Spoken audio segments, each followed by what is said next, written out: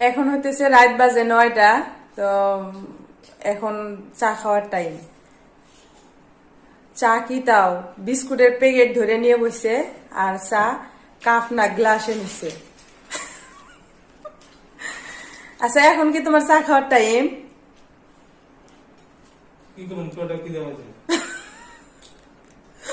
এটা সিলেটিয়া ভাষায় কছে, একটু জোরে কবা।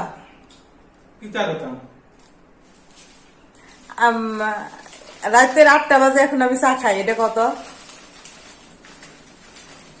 8টা বাজে, বুঝছেন? হ্যাঁ তো পেটে ধরে লিখছে। হ্যাঁ। তো তার লেগে চা খাই আর বিস্কুট খাই আর চানা খাই আর। দেও আমাকে একটু দেও, আমিও খাই। একলা একলাই খাবা? আমি ভাবছি যে তোমার জন্য আছে।